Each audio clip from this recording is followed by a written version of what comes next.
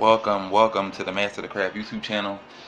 If you have not subscribed, please subscribe to the channel and like this video. Um, Today's topic is a very brief one. I want you guys to ask yourself a question.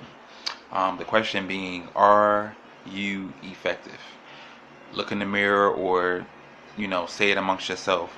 Am I effective in ministry? Am I effective?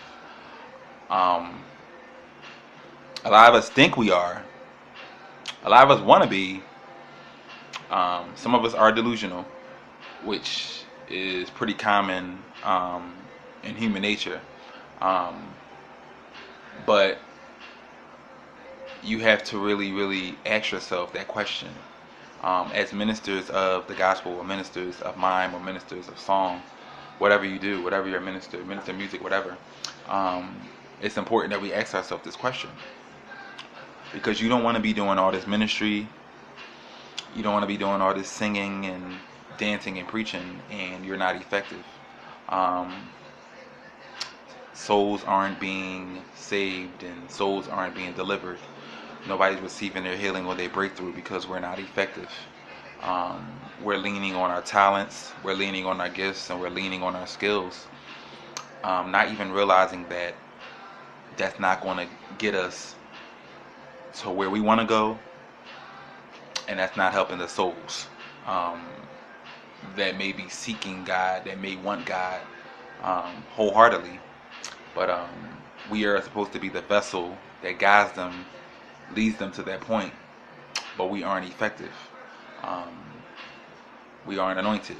Um, we aren't mindful of our atmospheres that we're going in.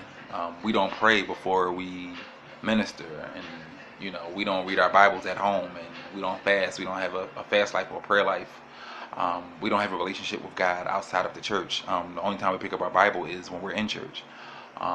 These are problems. So we can think we're effective all we want, but in all actuality, we're not.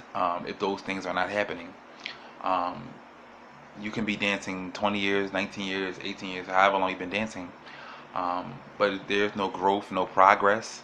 Um, there isn't a sign that, what, my ministry is blessing people. Um, that's an issue, and you need to reevaluate your ministry. Um, Folks say a lot about me and a lot about what I say and how I say it, but I speak my mind, and God has given me a ministry um, that is blunt, that is outspoken. Um, I'm a rebel, and I I don't follow the trend. I move to the beat of my own drum, and I do things the way God gave it to me. I don't try to be somebody that I'm not. I try to be Justin, all I can be, because that's who God made me. So, folk don't like that I say what I say, but we have to get back to the point where we're taking ministry very serious. Um, we're not just worried about people standing on their feet and giving us pats on the back and hand claps, because I've never been content with that. I've never been cool with just that. I know a lot of you dancers are content with people standing up and singing your praises after you're done dancing. That's not something that I really care about. I've been doing this for a long time, so I've been there, done that. I've gotten that a million times, but that's not what's important here. Souls are at stake. Um, the Lord is soon to come. A lot of us should be dotting our I's and doing what we're doing, getting ourselves together for when He returns, getting our ministries together, getting our personal life together, because your life should be an extension of your ministry. And I'm very consistent with who I am. I don't change no matter where I'm at, whether I'm in church or whether I'm outside of church. I'm the same Justin. The thing that I don't do in church, I'm not going to go home and do it. Because I know God's watching me, and I know I have a lot of people looking up to me and following me. So I can't afford to just do anything. I can afford to speak my mind, because I teach my kids to speak their mind. But as far as indulging in the sinful acts that a lot of people that mime and sing and preach and play instruments do, I cannot partake in. I've never been the following type. I've always been a leader, and I've always been a loner. I've always been secluded, and God has had it that way for a reason. very, very sheltered, very, very, you know, you know, standoffish, because I want to be able to hear God. When you connect yourself to a bunch of people, that's when you get distracted, and we don't want that, especially not in ministry, and especially not with your personal walk with God. So I need you guys to ask yourself: Are you effective? Are you effective? Are souls being brought to Christ? Um, are folk being blessed by your ministry to the point where they want to change their ways, their sinful ways, or just, make changes to their life? Like, are you provoking that? Like, are you making people want to do that? Or are people just saying, oh, you know what, your ministry is so awesome, you bless me, this and that? Are people just saying that, or are they actually being ministered to? Because a lot of folk they just want to dance and they're content with just dancing. Um, there should always be growth. There should always be progression. Um, a lot of us are in the same place where we started. There's no growth. There's no progress. There's no change. We're still dancing how we danced when we was 8 or 9 years old. Um, we try different forms of dance, and it comes out the same. Um, so you also can you also can point to the fact that some of us aren't chosen to do this. Some of us, this isn't what we're really supposed to be doing, but because it's something that we've been doing since we was little, and maybe our parents influenced us to do it, we just continue to do it because it's what we're used to. But you have to really ask yourself: is this something I'm called to do or chosen to do? Um, because when you don't see these things, and I watch a lot of ministries, when you don't see growth and you see like folks still at the same place they was years ago, it points to the fact that they're not growing.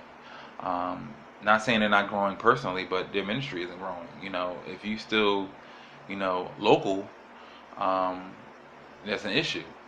There's growth. There should be growth every year. If you're dancing just locally, you should be dancing out of state now. Like, you should be, doing other things or just grinding to get to that point. But folk have a habit of only doing ministry when it's convenient for them. They don't minister at home. They don't minister when they're outside of church. When they're outside of church, they're cussing and drinking and indulging in so many of these activities of the world. But we gotta dance. Oh yeah, let's get ourselves together. Like, nah, like, you should be that way all the time. Like me, I stay ready. If I have to minister right now in the next 5 seconds, I'm going to minister because I stay ready. I stay prayed up. I stay focused. Because when you have a calling and an anointing on your life, you can't just do anything. That's why I said, yeah, and that's another thing. We can't label everything the anointing. Some folk are just talented. Yeah, so stop attaching everything to the anointing, because the anointing, when somebody's anointed, you can see it, you can feel it.